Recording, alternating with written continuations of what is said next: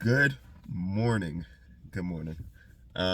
This morning I had a hindsight 2020 thing happen to me. Kind of like Peter, he Jesus told him that he was going to deny him 3 times, and then after the fact, Peter remembered what Jesus had said and he regretted denying Jesus. Have you ever had one of those moments, but like Jesus just laid it on me today? So I'll explain to you what happened to me a little bit later, but the reason that it happened to me, or the reason that I realized what happened, is because of my quiet time this morning, which I'm always going to share with you. I'm continuing in Luke. I read Luke 22 verses 31 through 34. Now with my quiet times, it's kind of like God says to me, hey, I'm a cook you some breakfast. You can eat all that you want. Eat till you're content. Okay? So if I'm like, okay, God, I want all the food in the world, and then I'm still hungry, God is going to give me more. But all that food I'm talking about is the Bible, of course. And I I was content with just 3 verses. Now, if I needed to, well, if I was still hungry or not satisfied after those 3 verses, I would have been prompted to read more. So when I do my quiet times, I basically just read and open my heart to God all the way up until I am content, or I get the message that God is trying to give me for that day. And saying that, Luke 22 verses 31 through 34, I'll read it to you so you'll have the context. Verse 31, this is after Jesus tells the disciples about greatness. Verse 31, and the Lord said, Simon, Simon, indeed Satan has asked for you, that he might sift you as wheat. But I have prayed for you, that your faith should not fail. And when you have returned to me, strengthen your brethren. But he said to him, Lord, I am ready to go with you, both to prison and to death. And then he said, I tell you, Peter, the rooster shall not crow this day before you will deny me 3 times that you know me. So I read that, and I didn't just read it, that's not just a quiet time for me. I read it like a good 5 to 10 times, and then I dissected it a little bit, and I went into what this actually means, basically. So I might as well just explain really quickly how I do my quiet time. I read it one time through clean, and then I read it again, and I focus on anything that refers to God. So if it says Lord, or Jesus, or him, or if Jesus is talking, it says I. So things like that. And then I read it again, focusing on other characters. So in this sense, it's Peter and it's the other disciples. So any words that says you, in this context, Simon, he, Satan, I focus on those words. And then I read it again and I focus on all the conjunctions. Um, yeah. So anything like and, but, then, all those things. And then I read it again and I focus on the things that interest me. And then I read it again and I focus on I read it and then I focus on the words that interest me, or like the short phrases. Then I read it again and focus on the sections that interest me. And then I read it again and I focus on if there anything I would want to memorize in the future. And after I do all of that, I basically go through that process again and I write down a ton of notes. That's how I do my quiet time. But at the very, very end of doing all of that, I say, what does this mean for me? and I ask myself a question, and then I come up from the text with the application to apply to my life that day. So that's how I do my quiet time. Of course, I'm praying throughout, and I'm talking to God throughout. And if I need to look up something, I look it up because I'm not that bright. I'm not that bright. So in saying that, here in verse 31, I notice that when Jesus says that Satan had asked you, that you there is plural, and it refers to not just Peter, but all the disciples in that setting. So Satan had to ask Jesus to sift them, the disciples, as wheat. I asked myself, what does sifting mean? Because I couldn't really think of it in my head or visualize it. It's basically like violently shaking.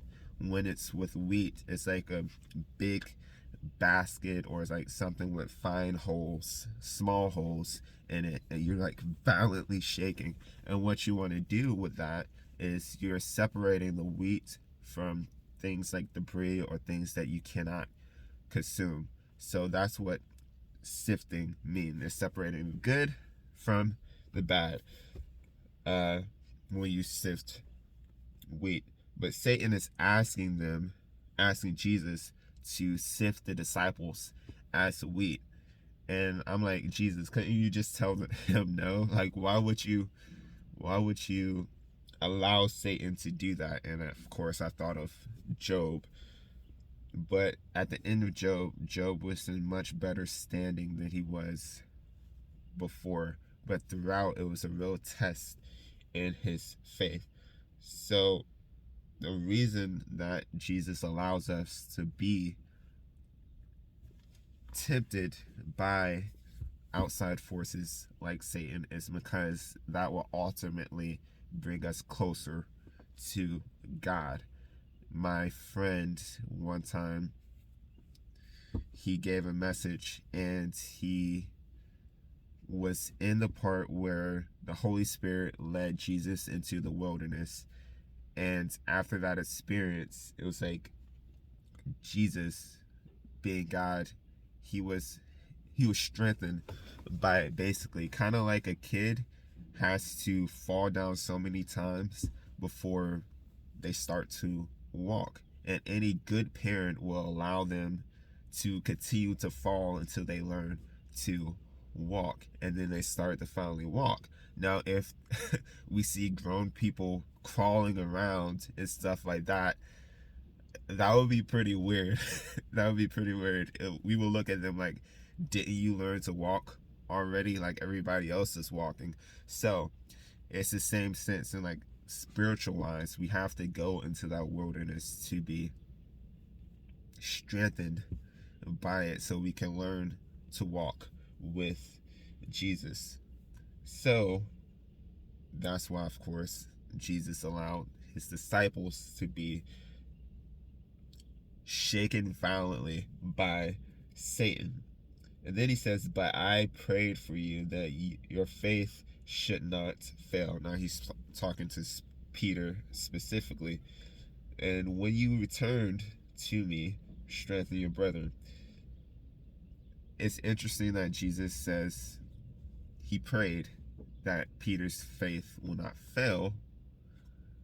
That's the important part, that Peter's faith is, he doesn't fail. Now I thought, it was like, well, Peter's faith does fail in some sense because he denied Jesus. But that's not what this is saying here. When Jesus is saying faith may fail, he's saying like ultimately fail, as in like when Peter falls, he doesn't get back up. He doesn't continue to follow Jesus, and he's like that for the rest of his life. That's what Jesus meant in that sense. But Peter, he did stumble, but he got back up and continued to follow Jesus. So in that way, Peter's faith did not fail. So Jesus' prayer worked. And we kind of get that sense when Jesus says, when you have returned to me. And then he says, strengthen your brethren. So after Satan violently shakes Peter, he's strengthened, and then he can strengthen his brethren, which are the other disciples in this instance. And the last thing before I get to me, Peter replies and says, listen, I'm willing to go to prison and to die for you. And then Jesus is like, you will deny me 3 times. You will deny that you know me 3 times. And then I'm just like, characters in my mind, just imagining how that would play out in my mind if I was in that scenario, or if I was the director of it or something like that. Peter would say to Jesus after this, he would say, dude, listen, I'm going to go to prison and die for you. What do you mean? Like, I'm going to stumble, basically. And Jesus says, dude, you will deny me 3 times. How do you think that you will go to prison or even die for me if you're going to deny that you even know me? But you'll see. You'll see. And then Peter ultimately does, and he's like, dang, Jesus is right. Weep, weep, weep. But, yeah, that was just a funny image in my mind. I'm guessing it's much funnier in my head than what I explained. But, so, after learning all of that, what does that mean for me?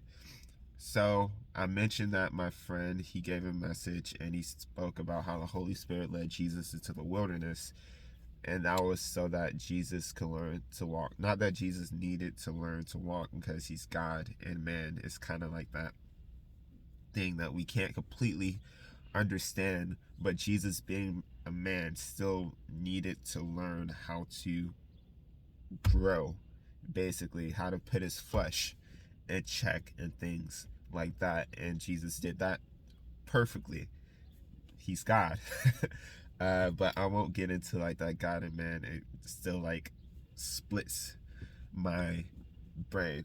But if Jesus had to be driven by the Holy Spirit into the wilderness, how much more do we need to? So I got from that message, like, well, if I'm going through temptations, if I'm being violently shaken by Satan, then at the end of that, it would strengthen me and help me to walk. So knowing that beforehand, I went through a period of time where I was violently shaken and I stumbled a lot.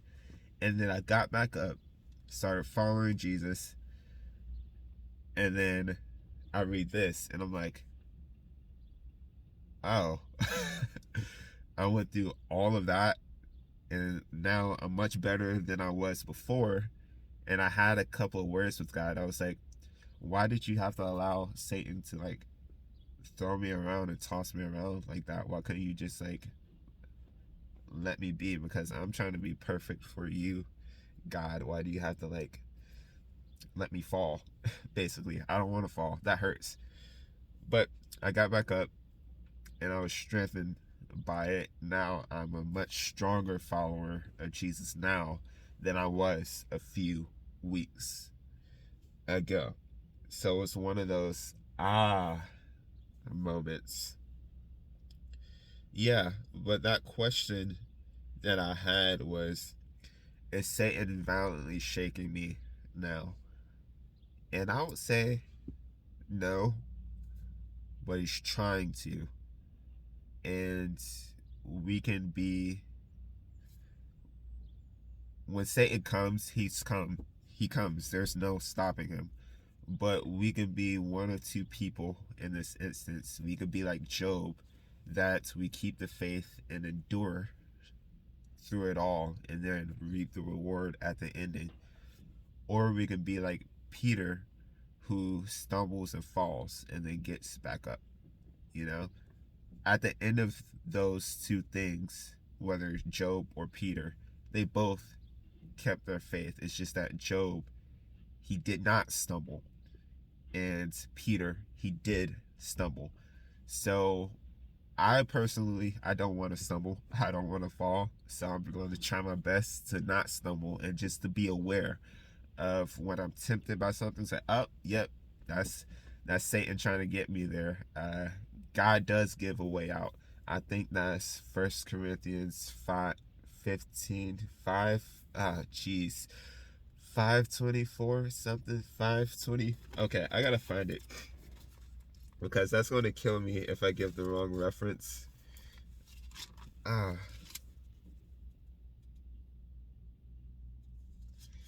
no. I should know this on the top of my head because I memorized this verse.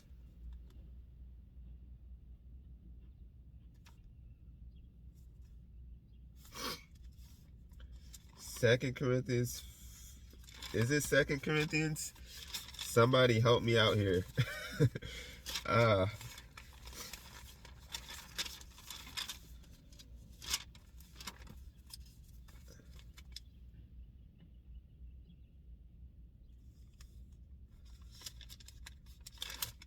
is it 10? Is it chapter 10? Give me a second.